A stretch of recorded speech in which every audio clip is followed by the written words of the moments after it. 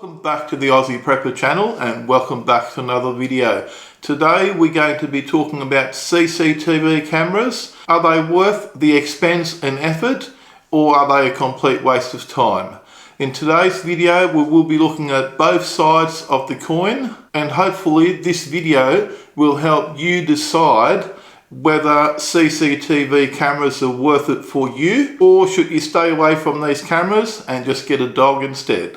Now keep in mind that this video is for CCTV cameras on your home and private property. This is not for business premises, work premises, retail shops and the like, because there's different laws and regulations that apply to those scenarios. This is purely for home use and personal use. Let's have a look at some of the reasons why you should be getting CCTV cameras. Obviously, they are a deterrent to crime. They are a visual deterrent in a lot of cases, and they will discourage burglars, trespassers and vandals in most situations. These people also want an easy life and they don't want to get caught, so often those sort of people will avoid premises that will have cameras installed. Another reason to get cameras is because they are good for collecting evidence. They will identify suspects, and they will also show you in a visual way on camera what actually took place, which may also help police investigations if they're investigating your house getting broken into, or your car getting stolen out of your driveway, or anything else that may have happened at your place. And they may also be useful for insurance claims, because it stops insurance fraud.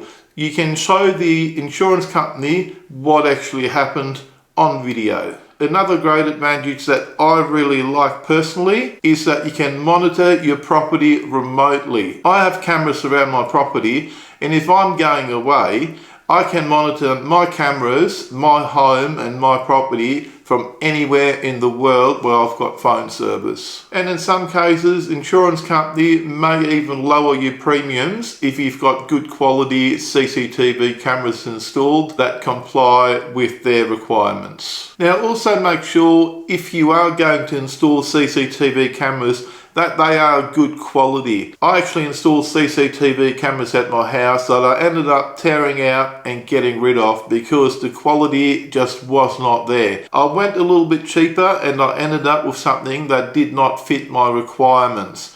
I couldn't read number plates.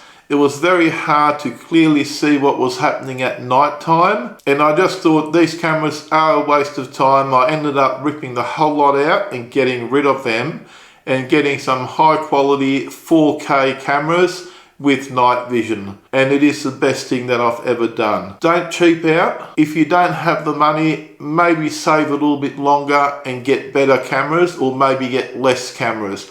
I started off with 2 cameras, and then I slowly added more cameras as the funds allowed and as I got used to using the cameras. So maybe just get 2 or 3 cameras that monitor the main areas of your property. So once you've been using those cameras, you may decide that the 2 or 3 cameras you've got are enough and that's all you need.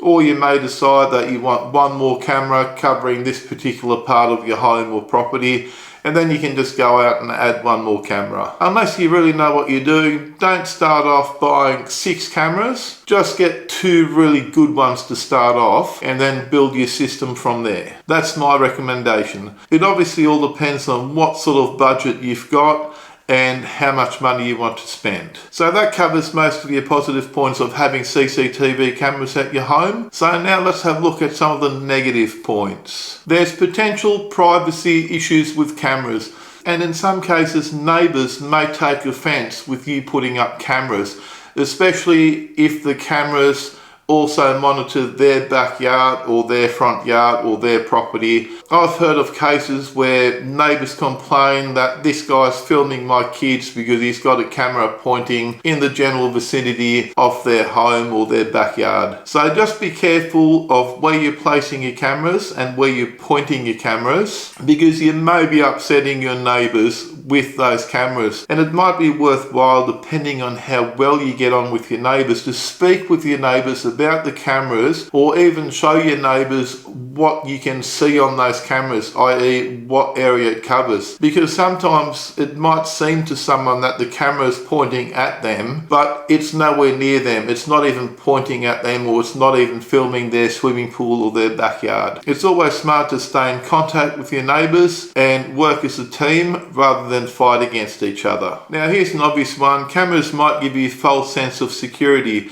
but keep in mind that cameras do not stop the crime, they simply record the crime. So the crime can still be occurring, your house can still get broken into, your car can still get stolen out of your driveway, you'll just have it on film. So the camera, in a real sense, will not stop the crime, but it will act as a deterrent. Cameras really work best as part of a wider security system. So having a securely fenced property with a secure gate, having all your windows shut, having quality locks on your doors and windows, and all that sort of stuff. I mean, this is a bit of an obvious one, but the cost can be a con. As I mentioned earlier, you want high quality cameras with night vision. It's no good having a poor quality CCTV camera that will just show a blob walking across your backyard.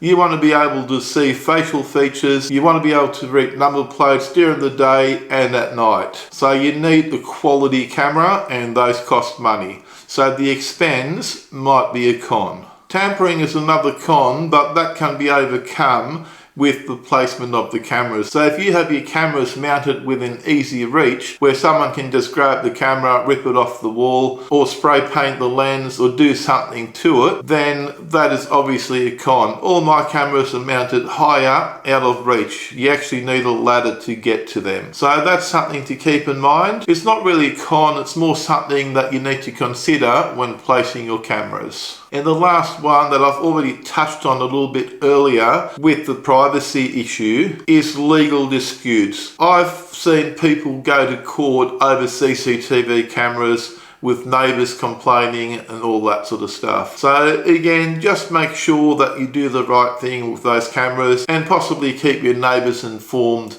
on what you're doing and why you're doing it. Now, let's get to the practical side of having the cameras. In Australia, it is generally not required to have signs up if you have CCTV cameras. However, this will change for businesses and public locations. But on your own personal property, there's no need to put CCTV warning signs up. However, if you want, you can. Now, if you want to learn more about signs, watch my previous video on signage and trespassing signs.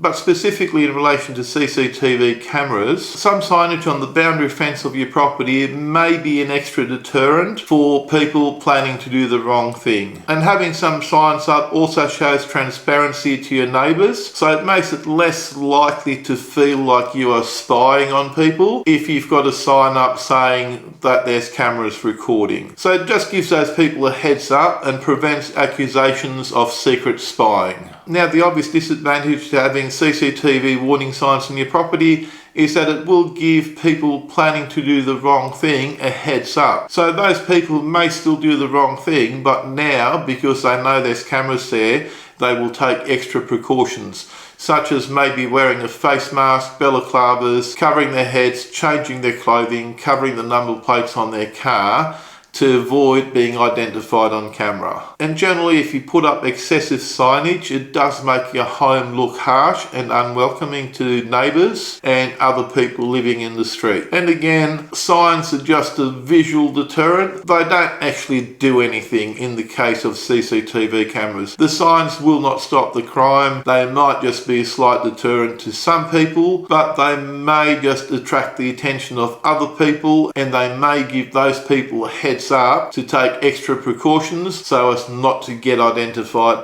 by those cameras. For maximum effectiveness, I would recommend having several cameras up that cover the main traffic areas and entry points to your property and home, and possibly having a basic warning sign at the entry point to your property. But personally, I would not be using the warning sign. It is up to you. It's one of those decisions that you have to make yourself. Now, if there's anything that I forgot to mention, leave a comment down below. I'm always interested to see what people have to say, and I do my best to reply to as many comments as I can. If you found today's video interesting or useful, do me a favour and give me a big thumbs up, and don't forget to smash that subscribe button for more videos from Aussie Prepper. Thanks for watching, and bye for now.